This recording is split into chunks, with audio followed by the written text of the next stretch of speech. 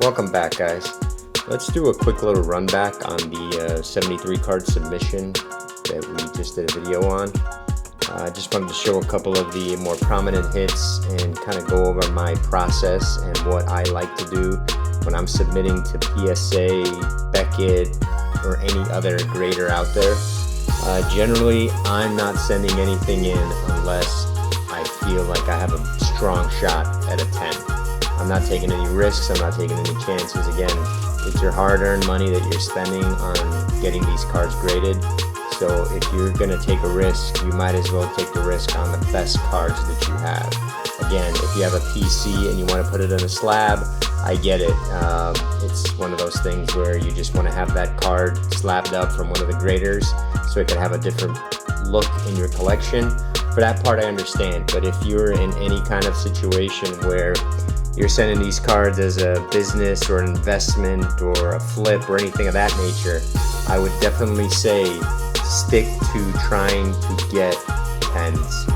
10s are the way to go. I know some people will say 9 is great. Obviously vintage is different, different background sports, different concepts, depending on what you're after.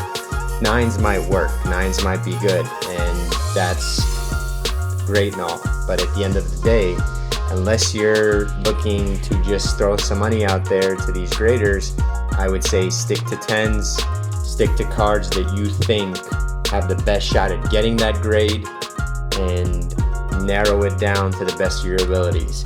I took 200 cards and narrowed it down to 73. This was a peak case break that I did of Bowman Jumbo, and I had about 200 cards that I thought were worthwhile sending in to get graded. And after the process, after going back multiple times, narrowing it down, I only got 73 cards submitted. And out of those 73 cards, 71s came back as 10s. Now, I'm not saying that that's always going to be the case, but I definitely have a process that is a little tedious. I like to take my time. I like to go over everything and make sure that I've got as many possible 10s in my opinion. Again, it's all objective. You know, a grader's going to look at your card and say, well, this looks like a 9 to me, but in your opinion it was a 10. You missed something, they saw something different. So again, it's never a sure shot, but stick to your process. Again, if you've got any questions, if you want to hit me up, any recommendations that I can make, again, I've been doing this for a long time. I've probably submitted over 20 to 30,000 cards over the years to all the major graders out there. And I try to keep my rates as far as what I get back. I've been pretty good, about 75 to 80% 10s throughout the year. So if you follow a process, if you stick to your routine and you put your time into it, the results will be there. Again, I know there's people out there, I know there's companies out there that are going to try to get in your pockets to give you their input and information, but there's no experts out there. There's no perfection out there. It's all based on giving it a little time, letting it soak in, letting it do its process, and eventually with that information you'll be able to get as many 10s back as possible.